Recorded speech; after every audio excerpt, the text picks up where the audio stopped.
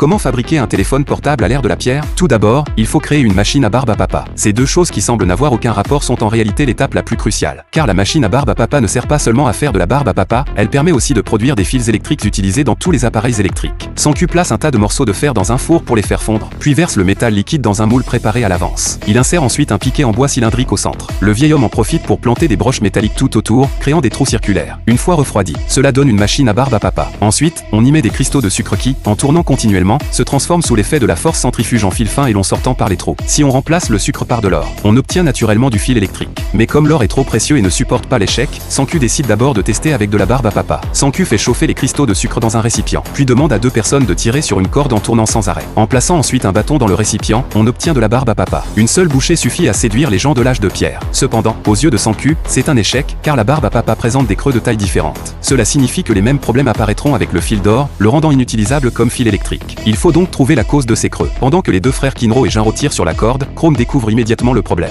Au moment où la corde s'inverse, le couple de rotation diminue également, ce qui provoque les creux. Chrome propose d'allonger la corde jusqu'à 1 km. Mais Sanku rejette cette idée. Il a une meilleure solution, un système d'engrenage. Cette décision va faire entrer les gens de l'âge de pierre dans la révolution mécanique. Ils enfoncent des piquets sur le bord d'un bouclier pour entraîner les engrenages. Ainsi, une seule personne peut facilement et régulièrement faire tourner le mécanisme. Après avoir vu le système d'engrenage, Chrome a une inspiration. Il entraîne précipitamment le seul artisan du village hors d'ici. Sanku décide alors de fabriquer le fil électrique. Le processus est simple, il suffit de torsader ensemble les fils d'or étirés. La seule difficulté est la distance trop grande, nécessitant la participation de nombreuses personnes. Les villageois se joignent tous à l'effort de torsadage des fils d'or. Pendant ce temps, de leur côté, les deux autres travaillent également d'arrache-pied. 3 jours plus tard, Chrome, épuisé, vient retrouver Sanku. Sanku est stupéfait, Chrome a réussi, grâce à l'inspiration des engrenages, à fabriquer une roue à eau en quelques jours seulement. Chrome est un véritable génie. Sanku le sait bien, le moment est venu de dire adieu à l'ère de la force humaine.